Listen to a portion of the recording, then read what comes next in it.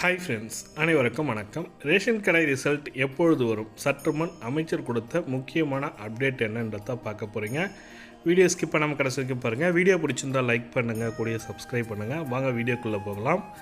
Ration கடை தேர்வு முடிவுகளுக்காக காத்து கொண்டு இருப்பவர்களுக்கு ஒரு மிக முக்கியமான அப்டேட் கொடுத்துருக்காங்க. அது என்ன அப்டேட்னா, அனைத்து மாவட்டத்துலேயும் அந்தந்த வெப்சைட்டில், அஃபிஷியல் வெப்சைட்டில் நாங்கள் அப்டேட் பண்ணுவோம். அது மட்டும் இல்லாமல் செலக்ட் ஆனவங்களுக்கு எஸ்எம்எஸ் மூலமாகவும் இமெயில் மூலமாகவும் உங்களுக்கு தகவல் சொல்லி கொடுத்துருக்காங்க.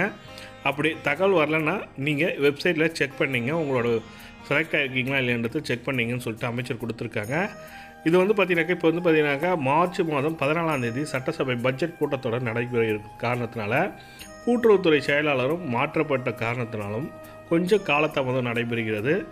இந்த பட்ஜெட் கூட்டத்தொடர் முடிந்தவுடன் அதுக்கப்புறம் பார்த்திங்கனாக்கா செயலாளர் பார்த்திங்கன்னா கூட்டுறவுத்துறை செயலாளர் புதுசாக வந்ததுனால அது பட்ஜெட்டுக்கான தகவல்கள்லாம் சேகரிச்சுட்டு இருக்காங்க. அதனால் கொஞ்சம் காலதாமதமாகுது. ஏப்ரல் மாதத்தில் வருவதாக அமைச்சர் வட்டாரங்கள் இந்த தகவலை கொடுத்துருக்காங்க.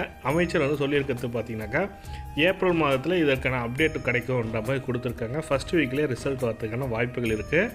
இந்த தகவலை தான் நம்ம அஃபிஷியலாக அன்அஃபிஷியலாக கொடுத்துருக்க இன்ஃபர்மேஷனு. இது உங்களுக்கு இல்லைனா மற்றவங்களுக்கு யூஸ் ஆகணும்னு நினச்சின்னா ஷேர் பண்ணி விடுங்க.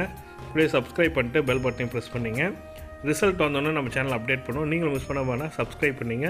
தேங்க்யூ.